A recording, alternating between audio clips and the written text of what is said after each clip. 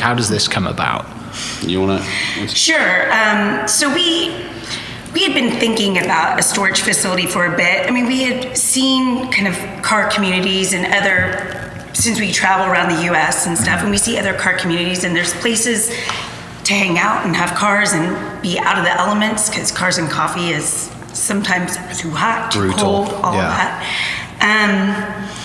So we have been thinking about it. We have some real estate friends, and they knew we were looking, and at the time that we really started looking is when cannabis opened up here, and so a lot of the warehouses were taken for that, and we were just like, so we were looking for, I think, 2 years before this one came up, and this one was better than, in some ways, than any of them that we had looked at before, because it's 600 feet from our house. Perfect. So, the day it came on the market, we made an offer and made a deal, and it was pretty much dilapidated, though. Like, the main things that are still here is the concrete and the walls.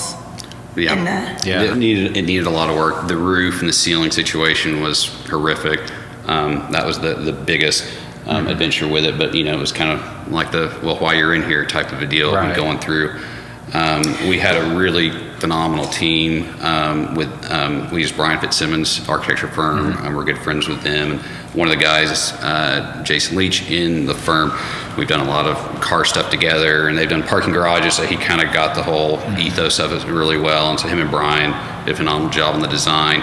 And then Drew Upchurch with Modus Construction, the build out just went extremely smooth. Like it was really great. So, But if you're asking about timeline, we picked this up in 2019. Is that right? So. And then we closed on this early 2020 before everything went.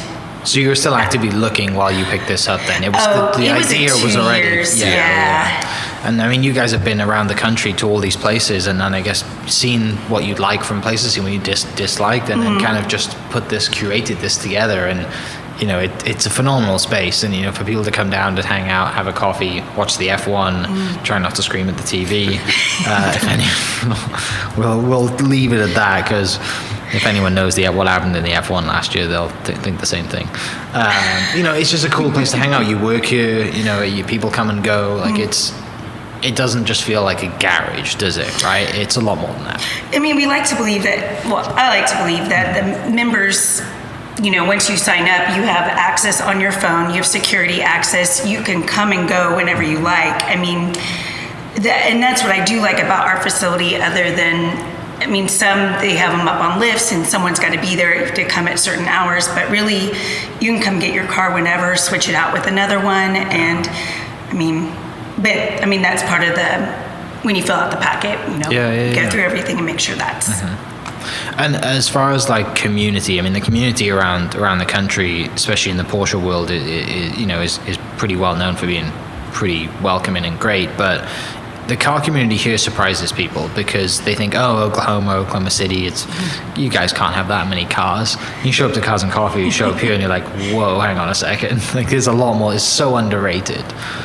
That was a big thing for us. Like, it's awesome going to Cars and Coffee, but it's so overwhelming at this point. It is thousands of people. Massive.